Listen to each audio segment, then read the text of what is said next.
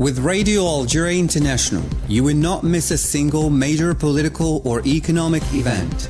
Radio Algeria International, our voice in the world.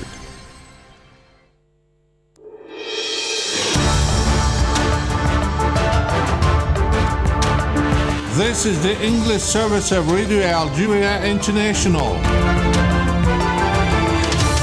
It's time for the news.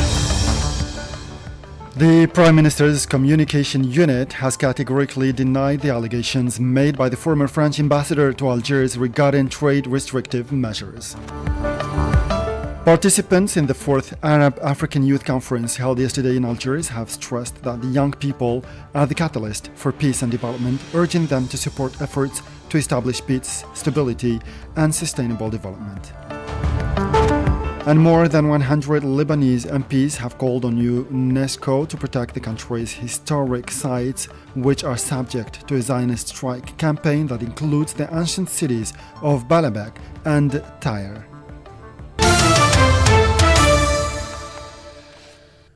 Those were the headlines, and now the news in detail from Radio Algeria International. Good afternoon. First, following the false allegations peddled by the former French ambassador to Algiers in his customary and hateful delirium against Algeria concerning alleged trade restrictive measures, the Prime Minister's Communication Unit wishes to categorically deny this erroneous and totally ungrounded information. Participants in the 4th Arab African Youth Conference held yesterday in Algiers were unanimous to say that young people are the catalyst for peace and development, urging them to support efforts to establish peace, stability, and sustainable development. At the conference, the participants underlined the pivotal role of young people in shaping development policies and finding solutions to problems while ensuring sustainable development. The chairman of the Arab African Youth Council, Nabil Yahyaoui, pointed out that reconciliation and dialogue were the only way to help countries get out of their internal conflicts, calling for dialogue to establish stability in Sudan, Libya, and Yemen. Referring to the struggle of the Palestinian and Sahrawi peoples for freedom and independence, Nabil Yahyaoui called on the bodies of the international community to assume their responsibilities and work to put an end to the occupation in these regions and to support the Palestinian and Sahrawi peoples to exercise their right to self-determination in accordance with international law and agreements. And the Minister of National Solidarity, Family and the Status of Women, Kautar Kriku, has taken part in the ministerial coordination meeting in preparation for the 69th session of the United Nations Commission on the Status of Women on the Beijing Plus 30 Declaration and the efforts of the countries of the African Union in this area, said a press release from the ministry. At this meeting, which is part of the consultations conducted by the AU at the level of ministers in charge of women's issues, the meeting discussed a draft document on the common African position regarding the revision of the Beijing Plus 30 Declaration with a view to its submission to the CSW 69 scheduled for March 2025 at the UN headquarters in New York. On the occasion, the minister presented Algeria's experience in the protection, promotion and empowerment of women from a legislative point of view, notably the codification of these principles in the Constitution of November 2020. Palestinian Prime Minister Mohammed Mustafa has called on the United Nations to play a more effective role in ending Zionist crimes in the Gaza Strip.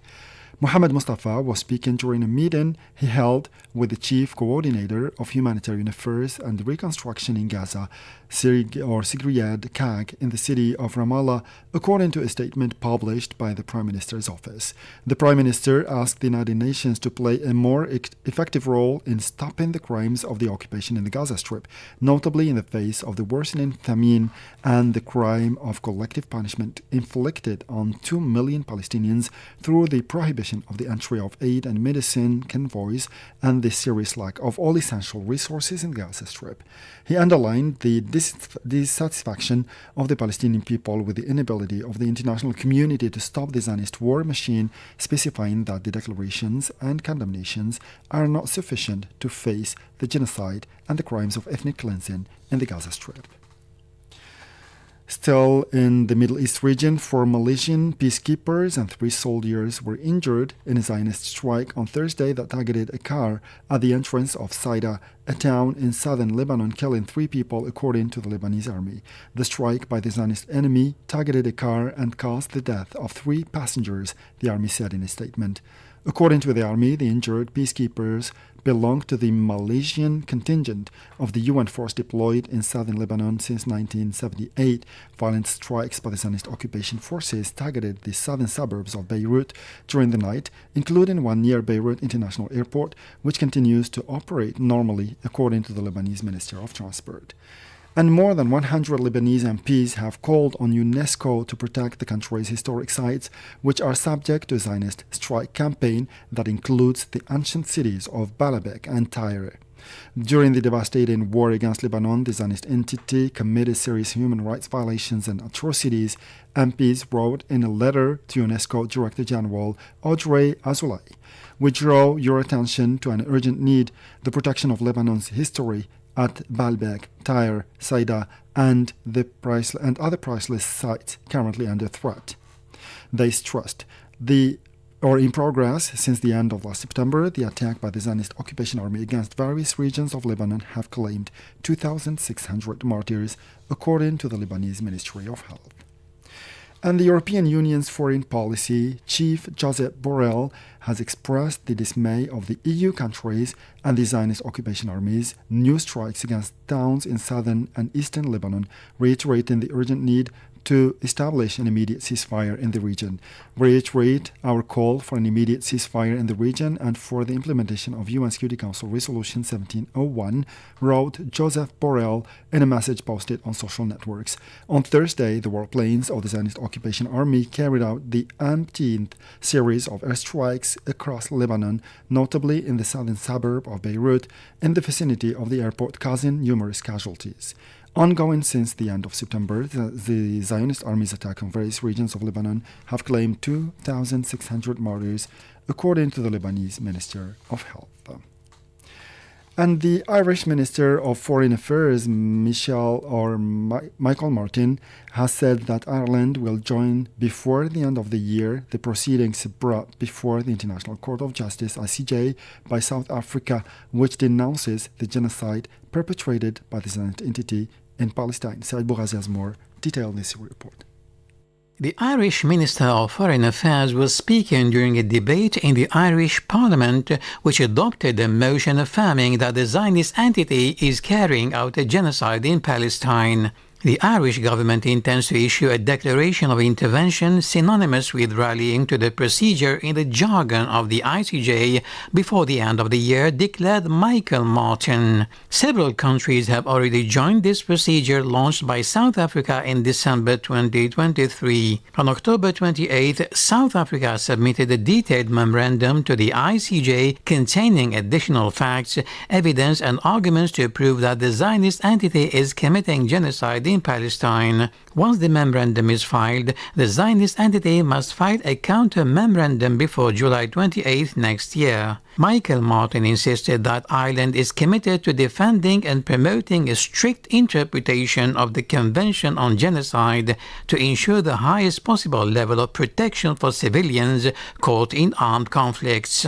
Dublin recognized the Palestinian state at the end of May and approved Tuesday for the first time the appointment of a Palestinian ambassador to Ireland. To the Western Sahara file now, the Iraqi writer Muthanna Abdullah has said that France has privileged its interests to the detriment of principles in its last position concerning the question of Western Sahara by recognizing the alleged Moroccan sovereignty over this territory. In an article published on the news website of the daily newspaper Al-Quds Al-Arabi entitled France and Western Sahara, Interests Before Principles, Muthanna Abdullah evoked the reasons for the French decision concerning the Sahrawi cause at this precise moment, as well as the objective of this position, which first serves the exclusive interests of France, notably after the visit of the French president to Morocco at the end of October. The details again with our colleague Said Bouazi. According to the writer Muthanna Abdullah, France's interests with Morocco are old and known to everyone, with sectors and domains in Morocco programmed in favor of France since the beginning of economic relations between the two countries several decades ago. Today, France is embarking on the renewable energy sectors, the aeronautics, automotive and railway industry, in addition to the French investments concluded specifically including the regions of occupied Western Sahara, he noted. The writer affirmed that despite the statements of President Macron and the assurances of Rabat that the issue was decided after the position of Paris, the French recognition remains symbolic without any effect on the position of the UN, which will continue to discuss this file. According to the writer, the recent reversal of the French position on the question of Western Sahara cannot be dissociated from what has recently happened on the African continent, where Paris has lost its traditional place in this continent after being expelled from several African countries.